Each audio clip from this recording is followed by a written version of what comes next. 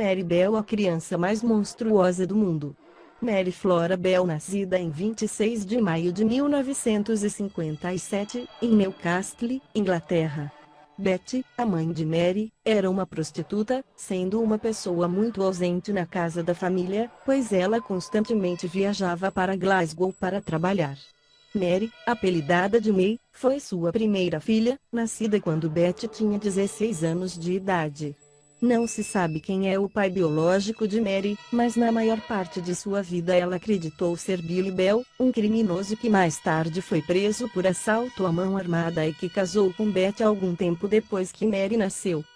Betty tinha fama de desequilibrada, e alguns membros da família chegaram a afirmar que Betty tentou matar Mary, fazendo parecer morte acidental, mais de uma vez durante os primeiros anos de vida de Mary. Durante a infância, Mary era constantemente humilhada pela mãe, devido ao fato de urinar na cama.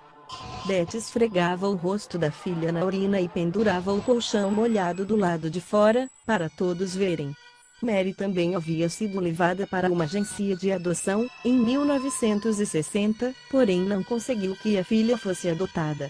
Em uma certa ocasião Mary foi levada ao hospital e precisou fazer lavagem no estômago, pois ela havia comido comprimidos misturados com doces. O mais assustador são os relatos da própria Mary, que disse que ela foi alvo de abusos sexuais quando criança.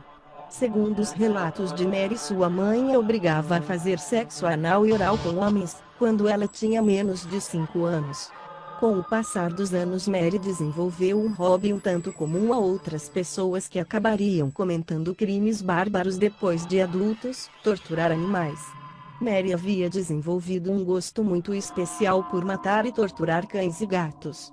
No início de 1968 Mary acabaria desenvolvendo uma forte amizade com Norma Joyce Bell de 13 anos, apesar do nome, Mary e Norma eram só amigas, não havendo parentesco entre elas. As duas brincavam com um primo de Mary, de 3 anos, em um abrigo. A criança aparentemente caiu e machucou a cabeça. Mais tarde se suspeitaria de que tal acidente tivesse sido provocado pelas duas amigas. No dia seguinte, 3 meninas de 6 anos brincavam quando foram surpreendidas por Mary e Norma. Mary aproximou-se de uma delas e apertou seu pescoço com força. A polícia foi chamada. Em 15 de maio, policiais conversaram com Mary e Norma. Crimes. Um dia antes de Mary Bell completar 11 anos, no dia 25 de maio de 1968, ela cometeria seu primeiro crime. Nesse dia Mary assassinou Martin Brown.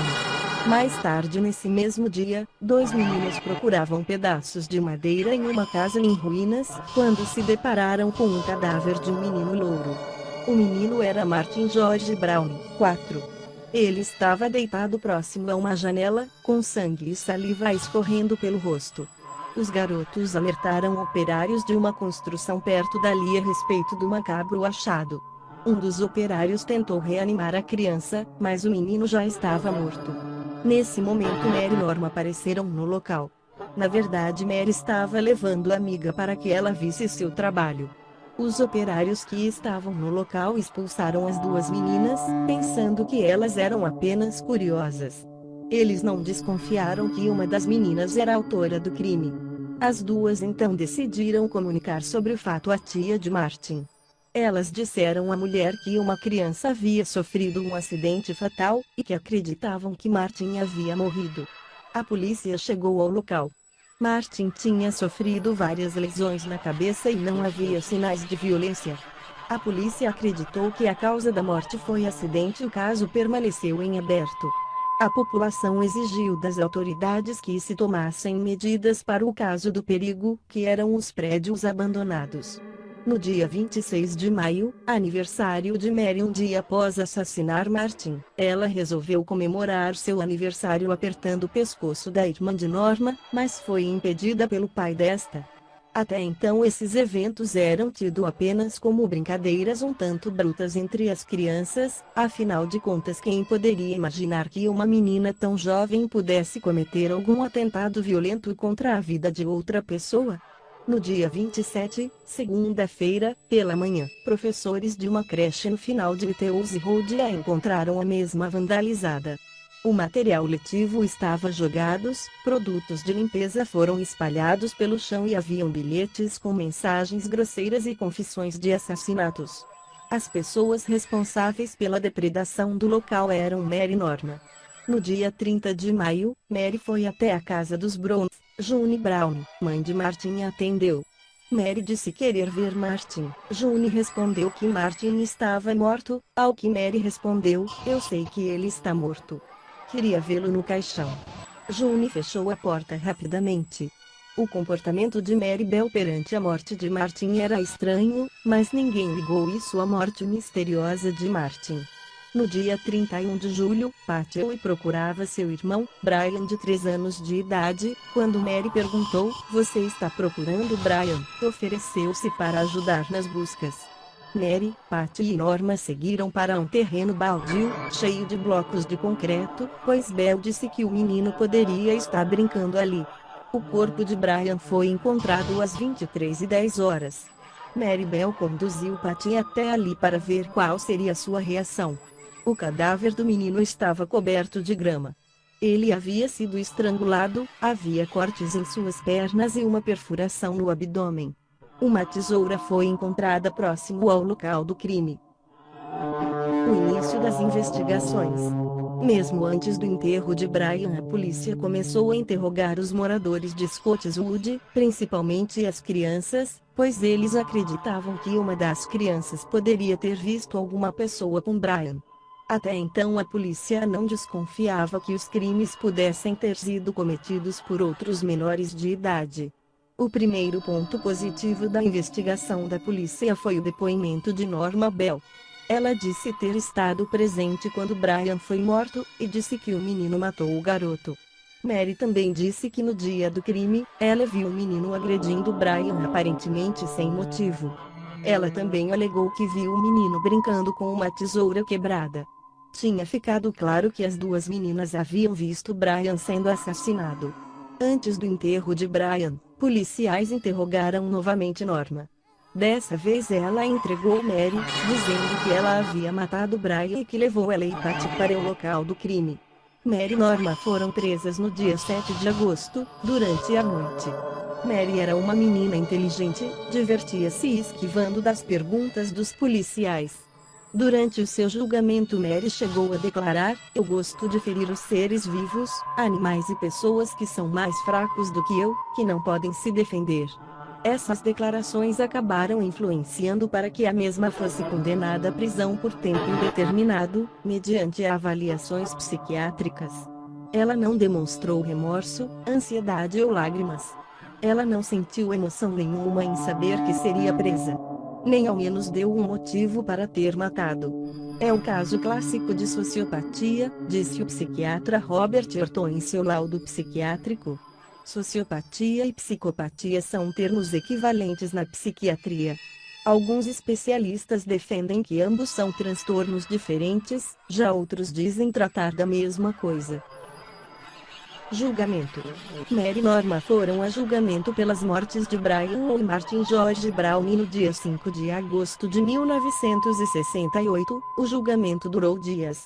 O promotor de acusação Rudolph Lyons comentou sobre o comportamento mórbido de Bell de caçoar da dor dos familiares da vítima, citou também o conhecimento de Bell sobre o estrangulamento de Brian, pois não foi publicamente comentado a causa da morte do garoto. Peritos encontraram fibras de lã cinza nos corpos de Brian e de Martin. Elas eram compatíveis com uma blusa de lã pertencente a Mary. Fibras marrons de uma saia de Norma foram encontradas em um dos sapatos de Brian. Peritos em caligrafia também analisaram os bilhetes deixados na creche vandalizada. Eles confirmaram que Norma e Mary haviam escrito os recados. A promotoria culpou Mary de influenciar Norma nos atos ilícitos. O veredicto saiu em 17 de dezembro de 1968. Norma Bell, inocente de todas as acusações. Mary Bell, culpada, condenada por assassinato em função de redução de responsabilidade.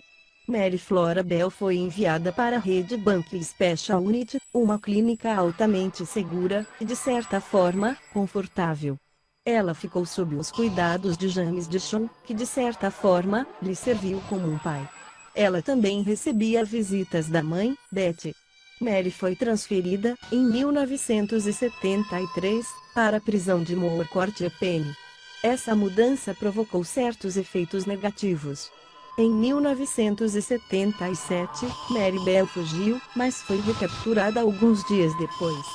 Ela afirmou que tentou engravidar, e seu companheiro vendeu sua história para jornais sensacionalistas ingleses. Mary Bell ganha liberdade. Mary Bell foi libertada em 14 de maio de 1980. Ela segue para Suffolk, onde arrumou emprego em uma creche, mas oficiais locais acharam o emprego inadequado. Mary então arrumou outro emprego como garçonete. Ela voltou a morar com sua mãe, e engravidou de um rapaz. Houve controvérsia sobre sua possibilidade de ter um filho, mas ela conseguiu o direito de cuidar da criança que nasceu em 1984. De certa forma, os anos de tratamento surtiram efeito. Mary tornou-se uma mãe amorosa com sua filha. Gritos no vazio. Mary Bell solicitou o anonimato para ela e sua filha. Sua identidade foi mudada e seu local de moradia mantido em segredo. A Ordem Mary Bell lhe foi concedida em 21 de maio de 2003. Alguns anos antes, a jornalista Gita Sarani escreveu um livro sobre a vida de Bell. Chris Unyard, Gritos no Vazio, levou muita gente a acreditar que Mary deveria deixar o anonimato. Acredita-se que o livro rendeu um bom dinheiro a Bell, e tanto esse dinheiro, quanto o anonimato causaram controvérsias, principalmente entre os familiares de Martin e Brian. Aos 51 anos de idade, Mary Bell virou avó. Hoje, seu nome e paradeiro são desconhecidos. Ajude o canal, comenta, curta e compartilhe. Obrigado.